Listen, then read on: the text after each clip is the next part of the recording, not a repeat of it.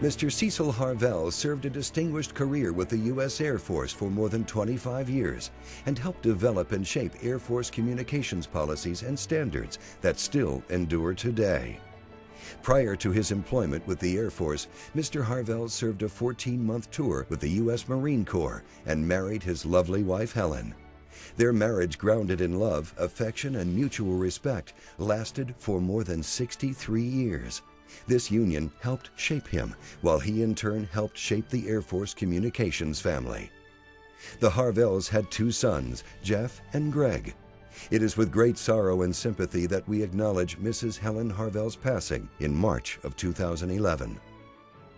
Mr. Harvell began his Air Force communications career with the Ground Communications Division of the Mobile Air Material Area at Brookley Air Force Base, Alabama, in 1949.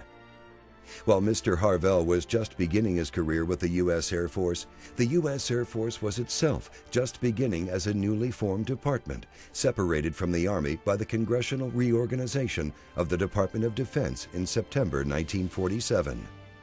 Brookley Air Force Base was attached to the Air Force Logistics Command. In turn, through the Air Material Area, Logistics Command was assigned responsibility for the engineering, installation, and acquisition of ground communication systems to support Air Force worldwide operations. However, after the separation of the Air Force from the Army, most of the Army Signal Corps experts chose to remain with the Army. This deprived the Air Force of the solid core of technical experts they needed to develop worldwide telecommunication systems. Mr. Harvell stepped forward to fill this void. Mr. Harvell seized the opportunity to pioneer major improvements for the Air Force and help develop the Air Force way of doing business. He gathered technical data from the U.S. Army Signal Corps and Bell systems and organized it into usable form for Air Force implementation. During his 12 years at Brookley Air Force Base, technology moved at lightning speed. Mr. Harvell constantly re-engineered and rebuilt existing systems to keep pace with an ever-expanding need for communications system support. He was principally engaged in major systems for the fledgling Air Force, including base telephone systems, test range systems, navigational aid systems, missile range facilities, and the semi-automated ground environment air defense system. Then, in 1961, during the height of the Cold War, Mr. Harvell was assigned to the Office of the Director of Operations, Headquarters, U.S. Air Force, in the Pentagon. The Soviets were known to possess nuclear weapons and had already threatened to bury the United States. Survivability of our communication systems against nuclear attack became a national obsession.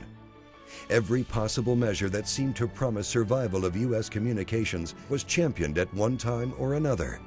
Mr. Harvell, with his feet-on-the-ground practical point of view, continually asked questions about proffered systems and helped keep national efforts within national bounds. He was charged with developing and implementing stronger policies and procedures for acquiring commercially leased telecommunication systems. Initially, he was assigned principal responsibility for systems being developed and installed by common commercial carriers. He helped engineer and install the Bomb Alert System, the Emergency Message Automatic Transmission System, and the Joint Chiefs of Staff Alerting Network. This network was the principal operation system of the newly designed Joint War Room that interfaced with the principal DoD and government decision-makers, up to and including the President. Mr. Harvell served as an expert consultant, furnishing highly advanced technical guidance and information to top-level administrative and technical personnel within the Air Staff, the Joint Staff, the Defense Communications Agency, the DoD, and commercial companies relative to the development and operation of the worldwide military command and control systems.